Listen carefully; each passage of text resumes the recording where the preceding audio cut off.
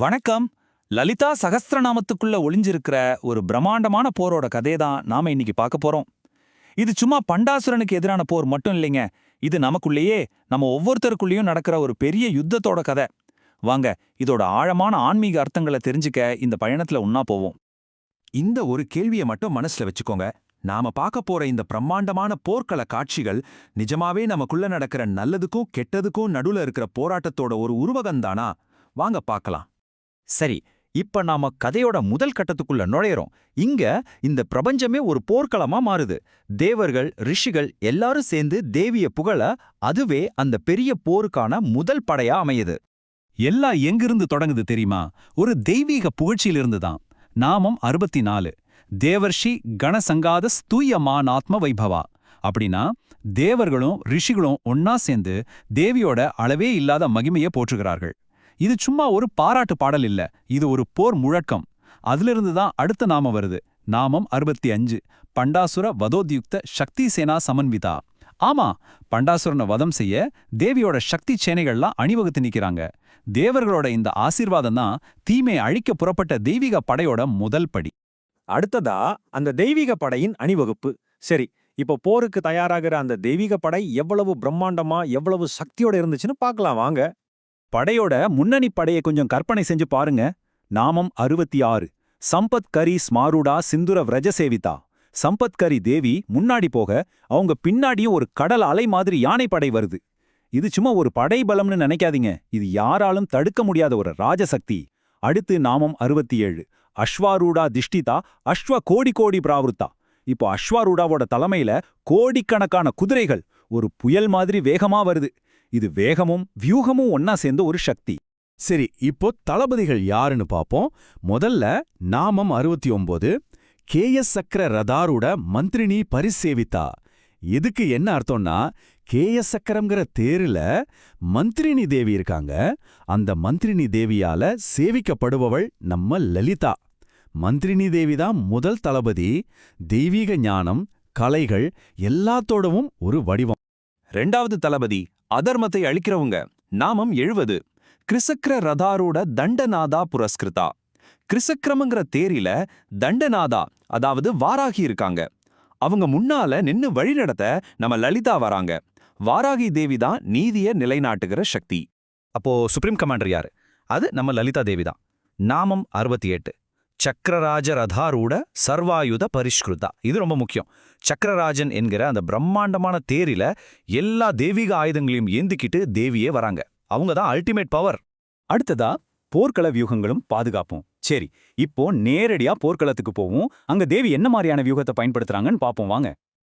இது ஒரு வேற லெவல் ஸ்ட்ராட்டஜி. நாமம் 71. ஜுவாலா மாலினி காக்ஷிப்த வக்னி பிராகார மத்யகா. அப்படின்னா ஜுவாலாமாலினி சக்திகள் உருவாக்குன ஒரு நெருப்பு கோட்டைக்கு நடுவுல தேவி இருக்காங்க. எவ்வளோ பெரிய பாதுகாப்பு பாருங்க. அது மட்டும் இல்ல, நாமம் 72. பண்ட சைன்ய வதோத்யுக்க சக்தி விக்ரம ஹர்ஷிதா. பண்டாசுரனோட சேனைய அழிக்க தயாரா இருக்கிற தன்னோட சக்தி சேனைகளோட வீரத்தை பார்த்து தேவிக்கே ரொம்ப சந்தோஷமா. அந்த சந்தோஷம்தான் அவங்க படையோட மிகப்பெரிய உந்து சக்தி. அடுத்ததா தடைகளை தகர்த்த கணபதி. ஆனா பண்டாசுரன் சும்மா இல்லையே, அவன் ஒரு தந்திரம் பண்றான். அதுதான் போரோட ஒரு முக்கியமான திருப்பு முனை. தேவியோட படை வேகமா முன்னேறி வர்றத பார்த்ததும் பண்டாசுரன் அவனோட கடைசி ட்ரம் கார்டை பயன்படுத்துறான். அதோட பேரு விக்ன யந்திரம். தடைகளை உருவாக்குற ஒரு இயந்திரம். அது அவன் ஏவன அடுத்த நொடியே அந்த தெய்வீக படை அப்படியே உறைஞ்சு போயிடுது. ஒரு கணத்துக்கு இந்த பிரபஞ்சமே ஸ்தம்பிச்சு நின்ன மாதிரி ஆயிடுச்சு. அப்போதான் ஒரு அற்புதம் நடக்குது. நாமம் 77. காமேஸ்வர முகாலோக கல்பித்த ஸ்ரீ கணேஸ்வரா. வெறும் காமேஸ்வரனை பார்த்த ஒரு அன்பான பார்வையால அந்த இடத்திலேயே ஸ்ரீ கணேஸ்வரர தேவி உருவாக்குறாங்க. யோசிச்சு பாருங்க. அடுத்த நாமம் 78. மகா கணேஷ நிர்பின்ன விக்னயந்திர பிரஹர்ஷதா. அந்த மகா கணபதி அந்த விக்னயந்திரத்தை சுக்குநூறா உடைக்கிறாரு. அதை பார்த்ததும் தேவிக்கு பேரானந்தம். யுத்தக்களத்துக்கு நடுவுல நடந்த என்ன ஒரு அதிசயமான படைப்பு இல்லையா? அடுத்ததா பண்டாசுரனின் சம்ஹாரம். சரி, இப்ப வழி தெளிவாயிடுச்சு. இறுதி தாக்குதல் தொடங்குது. தெய்வீக சக்தியோட உச்சகட்ட வழிபாட்டை இப்ப நாம பார்க்க போறோம். இங்கதான் தேவியோட சக்தி உச்சகட்டத்தை அடையுது. நாமம் 79. பண்டாசுரேந்திர நிர்முக்த சஸ்திர பிரத்யஸ்திர வர்ஷினி. பண்டாசுரன் ஏவின ஒவ்வொரு அஸ்திரத்துக்கும் தேவி பதிலுக்கு 1000 அஸ்திரங்களை மழையா பொழியறாங்க. அதோட நிக்கல. நாமம் 80. கராங்குலி நகோத்பன்ன நாராயண தசாக்ருதி.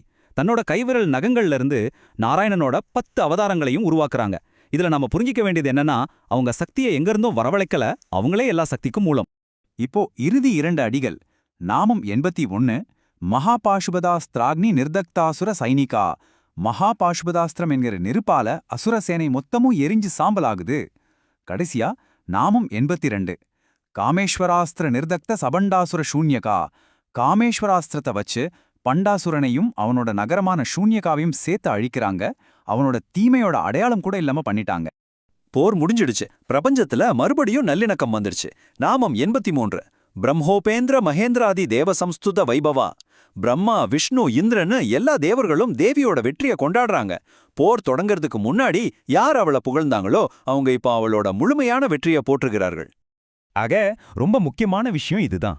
இந்த பிரம்மாண்டமான போர் வெறும் பழங்கதை மட்டும் இல்ல, இது நம்ம ஒவ்வொருத்தருக்குள்ளேயும் நடக்கிற ஒரு ஆன்மீக போராட்டத்துக்கான சக்தி வாய்ந்த உருவகம். அப்போ யார் இந்த பண்டாசுரன்? வேற யாரும் இல்ல, நம்மளோட அகங்காரம், நம்மளோட ஈகோ தான். ஆசையிலிருந்து பிறந்து அறியாமைங்கிற ஒரு மாயையை உருவாக்குற சக்தி. நாம ஜெயிக்க வேண்டிய முதல் எதிரி இதுதான். அப்போ அந்த சக்தி சேனை அதுவும் நமக்கு வெளியே இல்ல. வாராகியோட தைரியம், மந்திரினியோட ஞானம், அஸ்வாரூடாவோட வேகம், இது எல்லாமே நமக்குள்ளேயே இருக்கிற தெய்வீக பண்புகள் தான். அதுதான் நம்ம சேனை. அந்த தெய்வீக அஸ்திரங்கள் அது வேற ஒன்னும் இல்ல, நாம பயன்படுத்துற ஆன்மீக கருவிகள் தான். மகாபாசுபதாஸ்திரம்ங்கிறது நம்ம ஆழ்ந்த தியானம், காமேஸ்வராஸ்திரம்ங்கிறது நம்ம அன்பான பக்தி. இந்த ஞானமும் அருளும் தான் தீமைய வேரோடு அழிக்கிற நம்ம இறுதி ஆயுதங்கள். கடைசியா தேவியோட வெற்றி எதை குறிக்குதுன்னா, அது நம்ம ஆன்மாவோட விடுதலையத்தான்.